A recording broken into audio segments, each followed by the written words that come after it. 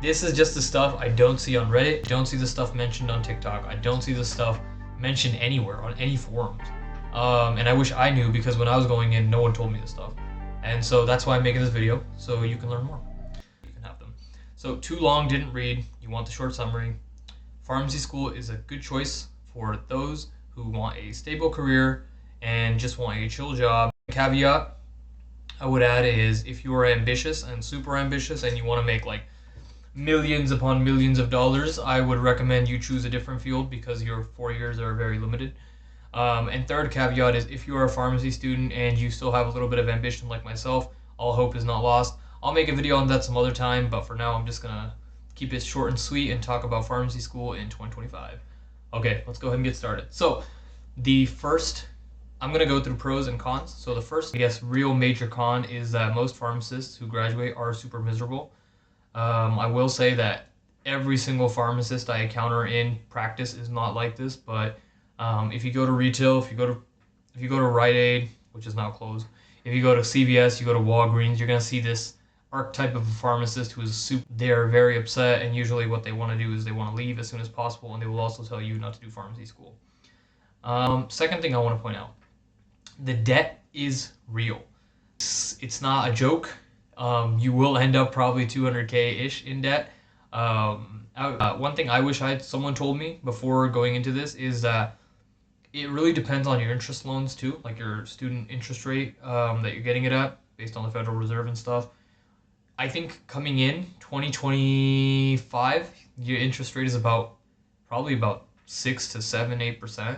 I think some of the loans I took out this year were probably about 9 to 10% interest.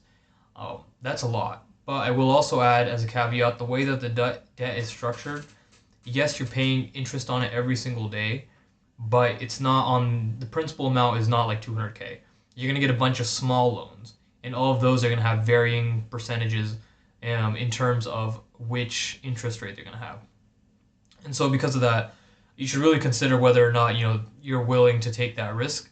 It is a lot of debt. You're going to have to deal with paying that off, and just consider that. So the third thing I wish someone told me was the psyop of a scholarship, especially a pharmacy scholarship. Maybe you guys aren't as dumb as I am, but when I started, I was given a scholarship for about like 14K, and I was thinking to myself, man, 14K. I was like, I'm going to take that, pocket it, I'm going to put it into Bitcoin. 4 years later, I'm going to graduate, I'm going to be swinging out with millions. They don't give you 400 or 14K into your pocket as student expenses. What they're going to do is they're going to increase your tuition because you're out of state, and then they're going to subtract that based on what the scholarship allotment is. So I think the first semester they took out 7K, and then afterwards they stopped doing it because it was out of state. Side note, if you're going to an out-of-state school, really, really, really look into what the residency requirement or the resident requirements are. I didn't. I kind of got a little messed up at the end, a little bit of jaded, a little angry there. But despite having all my paperwork, I don't know what was going on, but really, really look into the nitty gritty, because they will virtually never want to yield, because it's important to them and they really, really want that money. Okay. Point. You're not going to be passionate about it. Thing is, pharmacy school, no one's. Maybe medicine. I don't know, dude. Some medicine people come in swinging saying they're so passionate about it. I have yet to meet someone who's passionate about drugs. I was pretty passionate about supplements and about that, but that's not what your pharmacy school is. You're literally just learning about drugs. They're going to tell you which drugs they want to learn. They want you to learn. You will learn them, and you will begin to feel more and more jaded as you continue to learn drugs that you really don't care about. Or maybe you do care about them. Maybe you're super passionate about it. I don't know. But for me, I wasn't, and I'm just letting you know. Another big point. You cannot be a part-timer or a double full-timer, and if you can, trust me, it's not worth the trade-offs. So I think I'll put up a picture of my calendar here just so you can kind of see a sample of why I'm saying what I'm saying. But the thing is, when you're in pharmacy school, even if you want to, work 8 to 5, study 8 to 5, and then afterwards I'm going to do my own thing, I'm going to have my business, I'm going to run whatever, you can't. Because the issue is that you're always going to have these one-off assignments. You're going to have these other small tasks that end up draining maybe like 20 minutes, maybe 30 minutes, maybe an hour, maybe 2 hours. You also have to study for your classes, which again you can push off until the last minute and maybe you can kind of finesse it. Like I did finesse quite a few, won't lie there. But the problem is you can't continue this with momentum. Is that your schedules will be so hectic and across the board that you can't even plan anything in advance. Like I know what my exams will be, and I can say, yeah, let me study around them.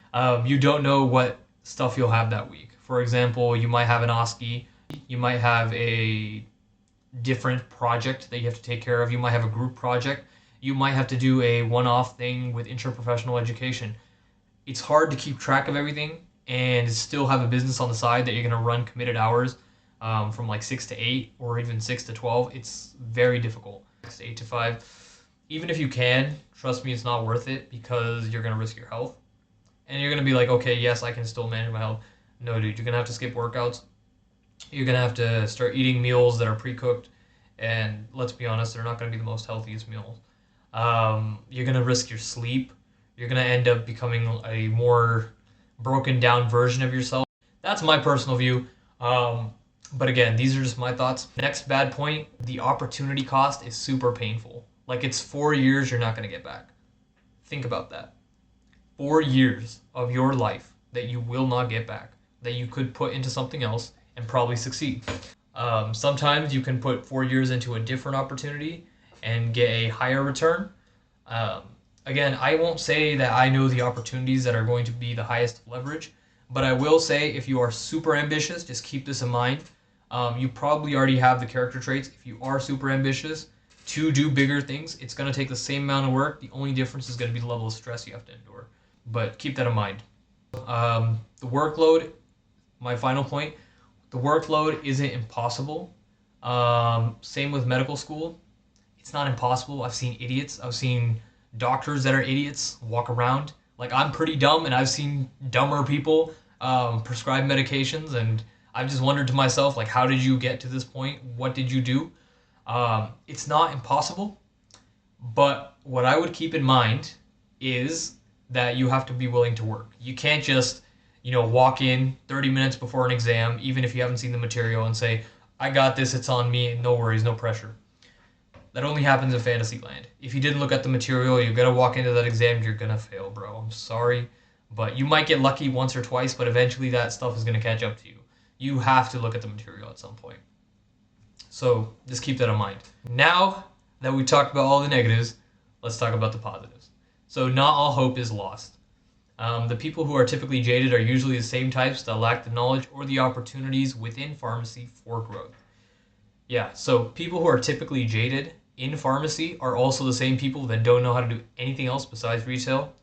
And what that usually looks like is they have one skill set and that's all they can do. What I'm trying to say here is that people who are typically jaded are the people who only know how to do retail pharmacy, and they believe that that's all that the world should move how they want it to move instead of coming to meet the world where it is.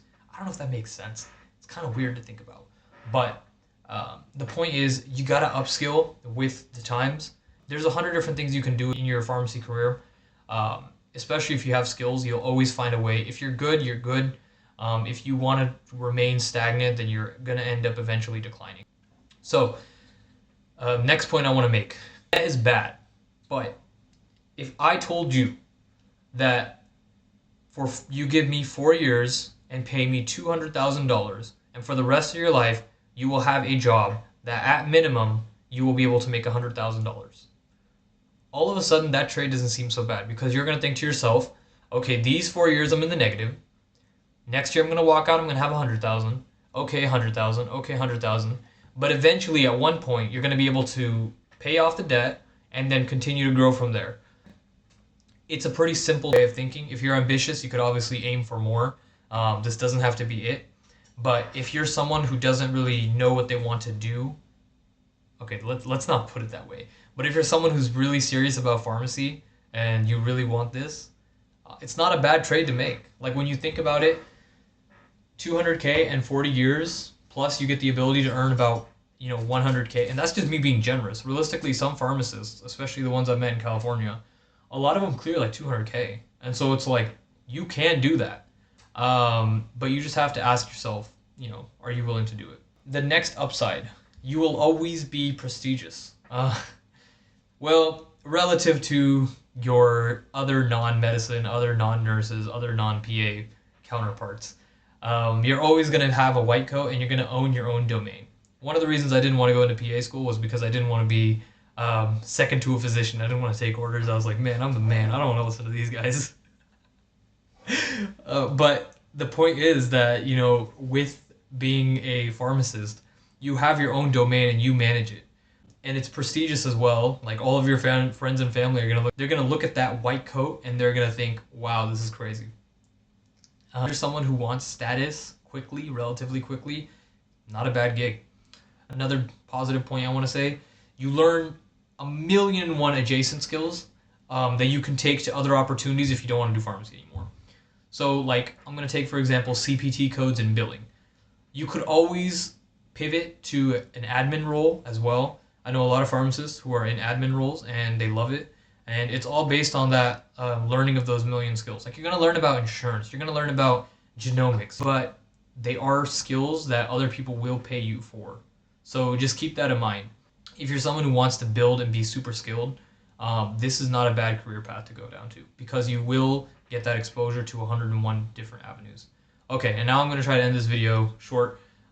What I want to summarize is, if you are someone who desires a good work-life balance and does not like to take on a lot of risk, this isn't a bad career, and it's probably the highest level safety career. Because even doctors, they have to pay for insurance in case of problems or anything. But as a pharmacist, you're the last line to check, so you are liable for medications that you dispense.